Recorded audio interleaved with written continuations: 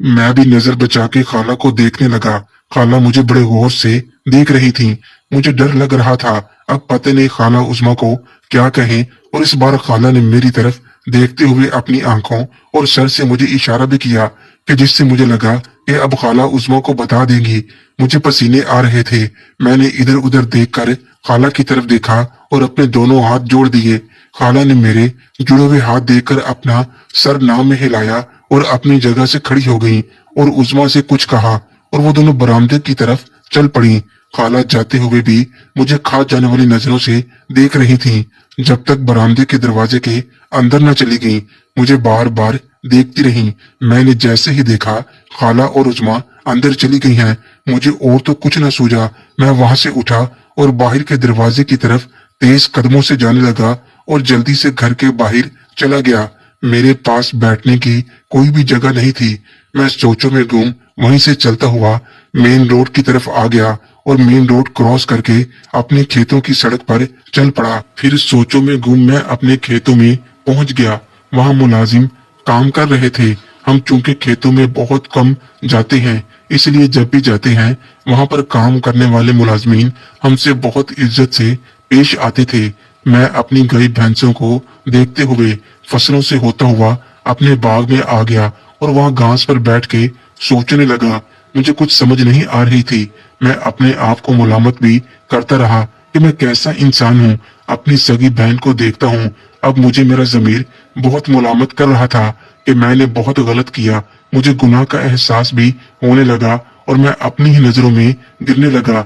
फिर सोचने लगा कि अगर खाला ने घर में कुछ बता दिया तो मैं तो किसी को मुंह दिखाने के काबिल भी नहीं रहूंगा। मैंने सोचा खुदकुशी कर लूं, मगर कैसे। और आज अपने आप से पक्का वादा कर लिया, बस आज बच जाऊं।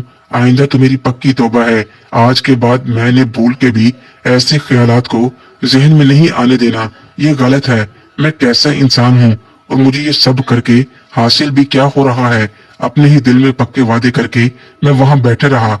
जैसे ही मुझे जमीर झंझोड़ता, मुझे सुकून मिलता और जैसे ही मुझे याद आता कि पता नहीं अब घर में क्या हो रहा होगा, मैं अंदर से ही काम जाता और दुआएं करने लगता कि आज किसी तरह बच जाऊं और खाला किसी को ना बताएं। आइंदा के लिए तो मेरी पक्की पक्की तौबा।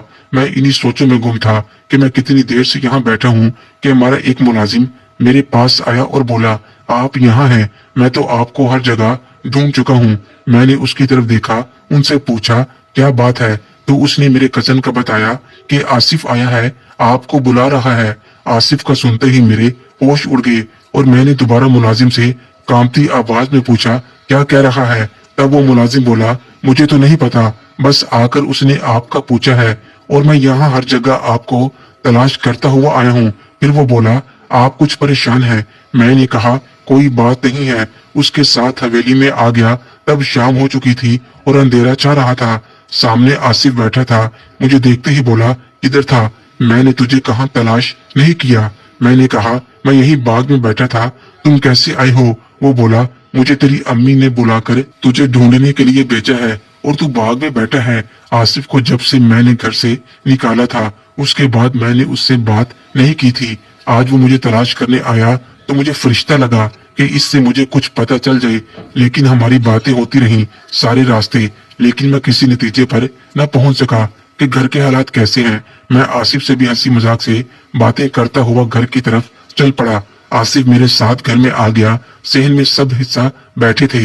मैं इन सबको एक साथ बैठा देखकर और ज्यादा परेशान हो गया कि लगता है कि खाला ने बात कर दी। फिर खाला ने, आसिफ भाई अब तुम जाओ, और उसकी तरफ ध्यान दिया। उसने एक बार मेरी तरफ देखा और फिर खाला को। आज तो मैं कुछ बोलने के काबिल ही नहीं था। जब खाला ने आसिफ को जाने का कहा तो मैं और परेशान हो गया कि आसिफ के सामने बात नहीं करनी थी, इसलिए उसको भेज दिया गया।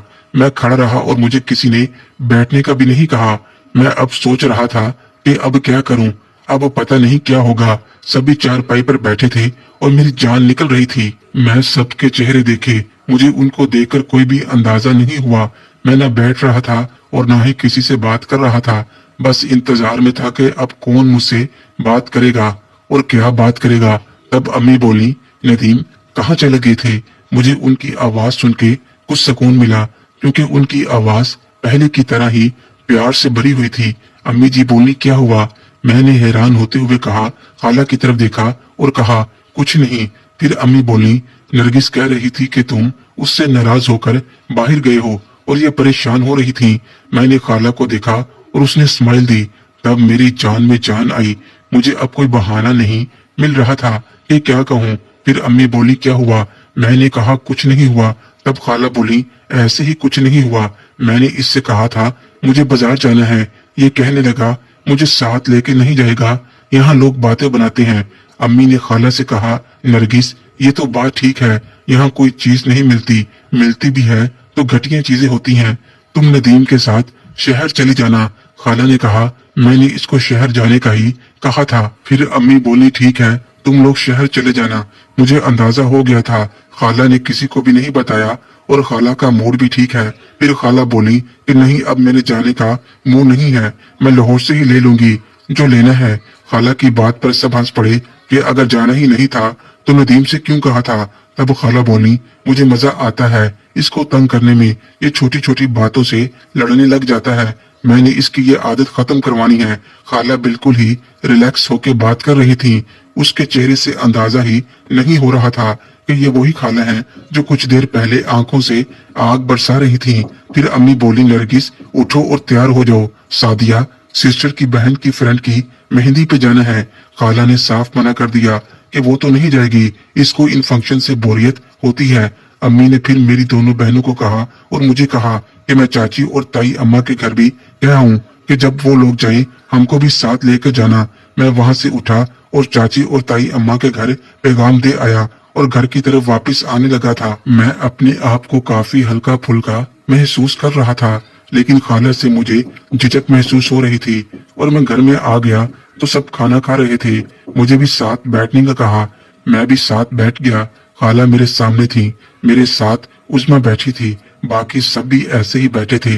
बरामदे में नीचे चटाई बिछा के सब खाना खा रहे थे और साथ साथ बातें भी हो रही थी। खाला बार बार मुझे देखती और कभी उस्मा को देखती।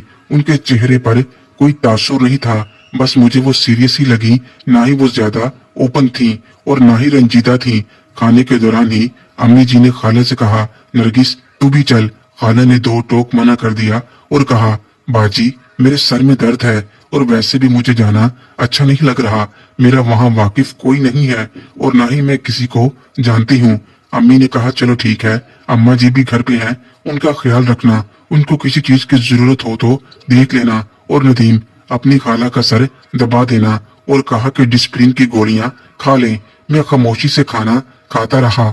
मोहतरम नाजरीन और सामाईन, इस कहानी का बाकी हिस्सा अगली आने वाली वीडियोस में पेश किया जाएगा। अगर आपको ये वीडियो, ये कहानी अच्छी लगे, वीडियो को लाइक और हमारे चैनल को सब्सक्राइब जरूर करें। शुक्रिया।